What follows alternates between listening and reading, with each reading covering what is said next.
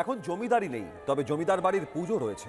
দক্ষিণ চব্বিশ পরগনার ডায়মন্ড হারবারের মন্ডল বাড়ির পুজো এবছর 160 বছরে পড়ল। প্রাচীন রীতি মেনে বছরের পর বছর হয়ে আসছে বনেদি বাড়ির এই পুজো। বাড়ির প্রবীণ মহিলা এখন ভোগ রান্না করে মাকে দেন। পূর্বপুরুষদের তৈরি করা পুজোর উপকরণের তালিকা অনুযায়ী আজও চলে এই রীতি নীতি। জমিদারের দালান, বৈঠকখানা, রন্ধন, বয়স্কদের লাইব্রেরি সব মিলিয়ে এক অন্য ছবি পুজোর কটা দিন।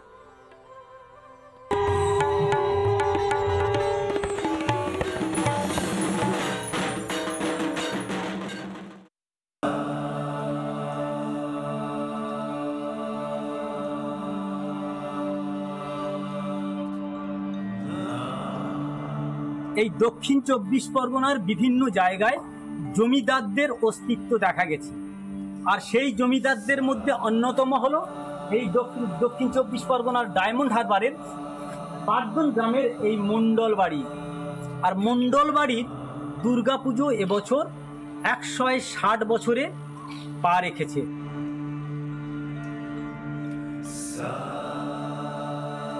গোলকচন্দ্র মণ্ডল উদ্যোগে তার 4 ছেলে থেকে আরম্ভ করে এবং পুজো সেখান থেকেই চলে আসে। জমিদারি গেছে, সেই জৌলুস নেই, নেই সেই লিটল বাহিনী, তবে পুজো আছে।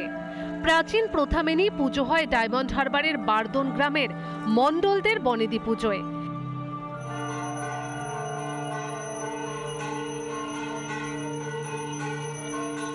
এই পুজো গোলকনাথ মণ্ডল ও তার 4 ছেলের হাত ধরে শুরু হয় 1866 সালে। সেই থেকে চলে আসছে পুজো। দেবী দুর্গা এখানে এক চালাতে বিরাজমান। অষ্টমীতে বন্দুকধারী দারোয়ানের গানফায়ারে পাঁঠা বলি বন্ধ হয়েছে সেই কবে। এখন হয় আখ চাল কুমড়ো বলি। যেরকম ভাবে করে গেছে তেমনি এখন আমাদের কাকা জেঠুরা সেরকম ভাবে করছে। আমরা সেইগুলোকে কিভাবে করছে, কি বৃত্তান্ত, কি লিস্ট ধরে করছে, সেই লিস্টগুলো আমরা ফলো করছি, সব কিছু করেছি। কারণ পরবর্তীকালে আমাদেরই দায়িত্ব নিতে হবে।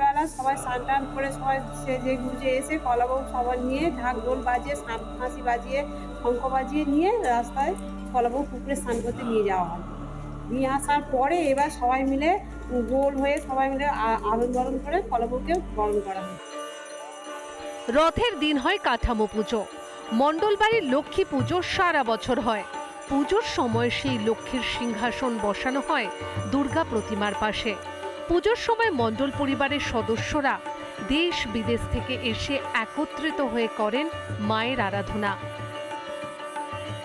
এই যে বিশাল দুর্গা দালান দেখছেন, এই দুর্গা দালানের সংস্কার হয় আমাদের ভুটুগঞ্জে একটা মণ্ডল বংশের পাত্রপুকুর নামে একটা পুকুর আছে। সেই পুকুরের বাৎসরিক ইনকামের টাকায় এই দালানটাকে সংস্কার হয়। কিন্তু পুজো আমরা যে খরচটা করি সেটা গোলকচন্দ্র মণ্ডলের বংশধরদের টাকায় এই পুজোর খরচ বহন করা হয়। অষ্টমীর দিন ধরুন কুমারী পুজো হয়, যেমন ওই ছোট্ট কুমারীকে নিয়ে আমরা সাজাই, তারপরে তাকে খুব আড়ম্বর করে নিয়ে এসে আমরা মায়ের সামনে বসাই, তাকে পুজো করা হয়। তারপরে ধরুন দশমীর দিন আমরা তো সিঁদুর খেলতে পারি না, আমরা তো কুমারী, কিন্তু তাও আমরা খুব মজা করি এবং যারা ওই সিঁদুর খেলে ওই দৃশ্যটাকে আমরা খুব ভালো উপভোগ করি। জমিদারদের দালান, রন্ধনশালা, লাইব্রেরি ভেঙে পড়লেও আজও পুরনো ঐতিহ্যের স্মৃতি বহন করে চলেছে এই পুজো। দক্ষিণ চব্বিশ পরগনা থেকে বরুণ হালদারের রিপোর্ট, রিপাবলিক বাংলা।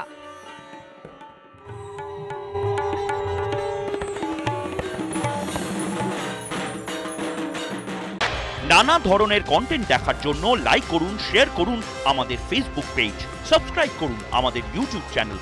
পাশাপাশি অন্যান্য ব্রেকিং নিউজের জন্য অবশ্যই চোখ রাখুন রিপাবলিক বাংলায়।